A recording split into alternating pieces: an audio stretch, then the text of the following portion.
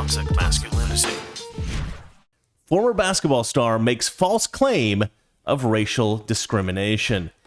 Yeah, this is a very weird story, actually. I don't know this guy because I don't really follow sports. I don't really follow sports at all. But I will say that this is not the most surprising story I've ever read. A black guy goes to a restaurant and he's not allowed in, and he's like, "This is racial discrimination. These people are racist against me." And I'm not exactly even sure this is his fault. Again, I don't know this guy. He might be a great guy. I don't know. He's a Hawks legend, apparently, Dominique Wilkins, and he says he was denied service to an Atlanta restaurant because of his race. Atlanta Hawks legend Dominique Wilkins tweeted out Sunday that he was denied service to Le Bilboquet, I don't know, Atlanta, part of a chain of French bistros, due to his race. But here's what happened. Here's what really happened, right? The restaurant says that Wilkins' outfit did not comply with their dress code. Now, here's the thing about nice restaurants. I've gone to a lot of nice restaurants. I live here in LA. Well, not necessarily restaurants, but nightclubs, various fancy places. And yeah, I mean, I've seen tons of people get denied access to places because of their outfits, right? They might be wearing flip-flops, or they might be, there's a lot of people that try to get into places with a dress code and they're just not dressed right. It's like, if you're going to try to get into a place with a dress code, dress appropriately. That's it, right? Look, I don't know how much I like the dress code thing. It's a little bit pretentious, I think, but whatever. There's certain places they want a certain kind of culture at the place. They want a certain kind of ambiance. I'll tell you one thing I do find annoying is when I was a kid, because airplane flights were expensive, people would tend to dress up reasonably well to go on a plane, right? People wanted to look halfway decent. They wanted to look respectable. Now, pretty much everyone on the plane is like in pajamas, and it's weird. They're going like in their flip-flops, pajamas. Everybody looks like they're going to a slumber party. And people look terrible. People look terrible. They have no respect for how they look. I still try to dress reasonably well to go on a flight. But I'm an old man, so I guess that's just an old school way of doing things. I find it, and I understand the whole concept of it, right? Because you want to be comfortable on a long flight. But you don't have to look like trash. You can still look good.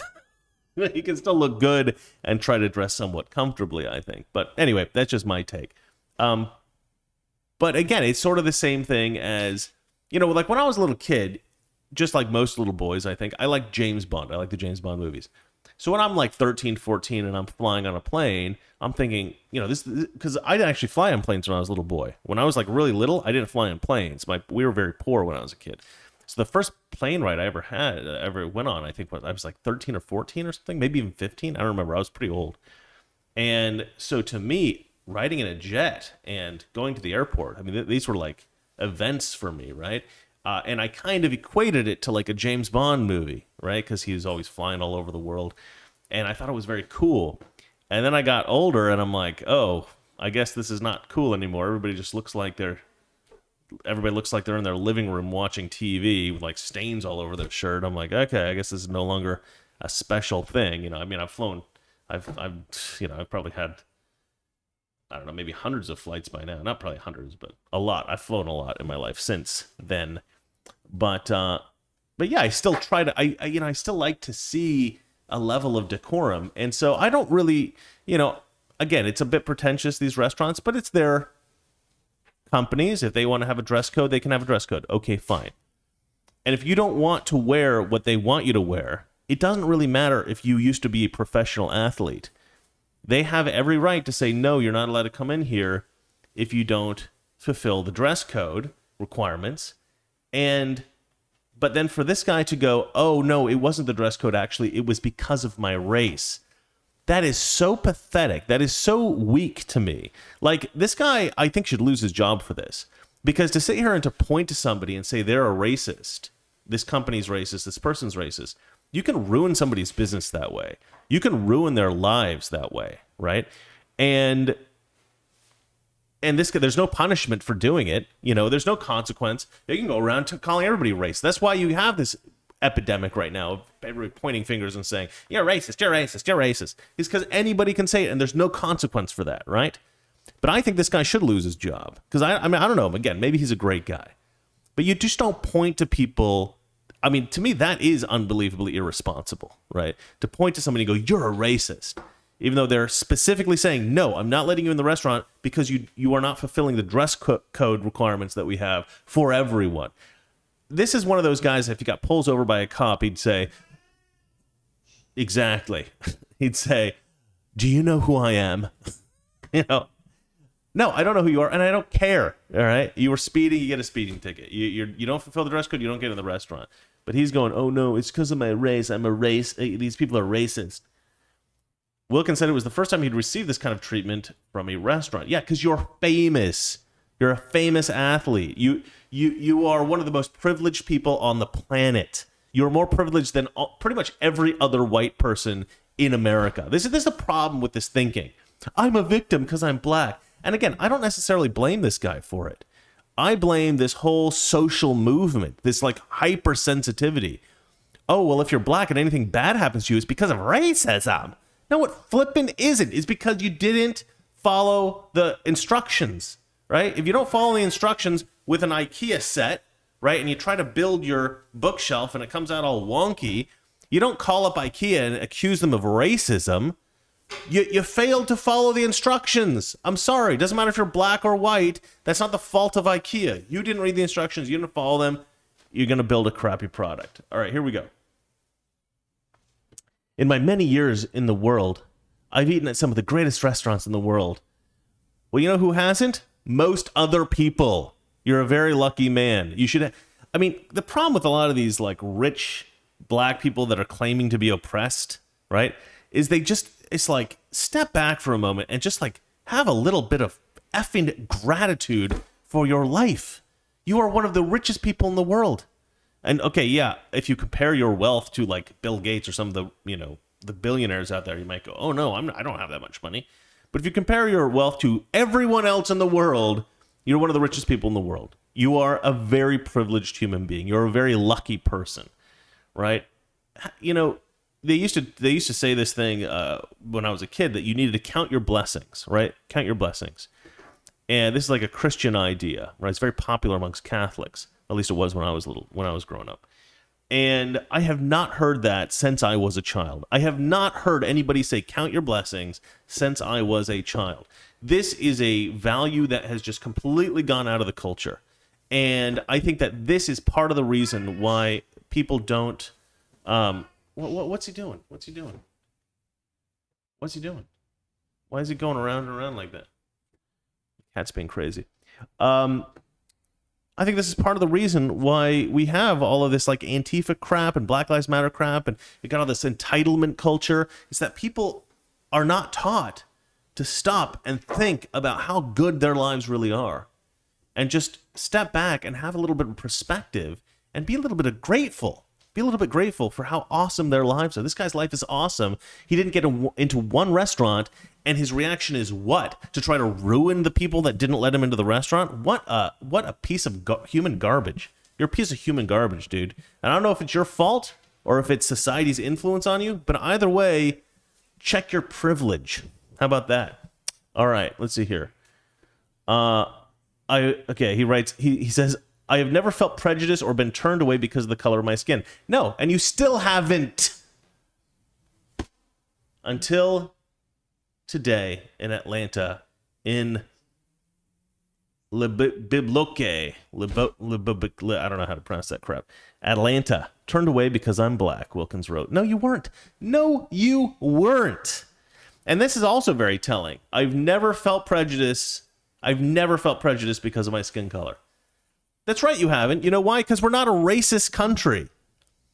I mean, we are a racist country, but only against white people. We're not a racist country against black people. We're not. People got to stop saying this all the time. They got to stop being so damn sensitive. I mean, I'm obviously a little bit sensitive right now. Le Bibouquet, Bilboquet, I don't know how to pronounce it, responded to Wilkins' claim with a statement saying that its dress code required a minimum of business casual attire. However, Wilkins said that his attire had been designer casual pants and a shirt. Yeah, designer casual. You know what that means? That means like a t-shirt and jeans, but designer. That's what I mean. Probably ripped. Let's see here. We at I'm not going to read it anymore. Do our best to accommodate all of our guests. However, we have received consistent complaints from our patrons regarding our guests' wardrobe choices. The restaurant said in a statement, and I've seen this in LA as well. Like a lot of the nicer restaurants in like Beverly Hills, they have a dress code, and you're not supposed to dress poorly at these restaurants, right? You're supposed to dress well, but they occasionally will get like a rapper come in or an athlete or something like that, and they will be wearing like flip-flops, because a lot of athletes, they wear flip-flops all the time. It's weird. And they'll kind of like be allowed to be let in that way, right? And so everybody else in the restaurant, there's one standard for, and then these famous athletes, there's a completely other standard for them. And it's really not right. You know, of course people are going to complain, because, you know, that's not cool for you to have these two separate standards just because, you know, they're a famous athlete. Do they work any harder than the other people there? No. You know, a lot of people work really hard for their money. Some people don't. You know, a lot of people in LA are like the children of you know, very wealthy folks, and they basically have a pretty easy life. But then again, that's true of some athletes as well. But anyway, let's have a look here at just the rest of this article. Wilkins is the Hawks vice president and a special advisor to the CEO, and he works as a color commentator for Bally Sports Southeast. Color commentator. Oh, that's got to be racist somehow, right? I'm kidding. I know what color commentary is. All right. A 9-time All-Star and 2-time dunk contest champion. Wilkins is the third player to have his number retired by the Hawks. Wilkins was induced into the Naismith Memorial Basketball Hall of Fame in 2006.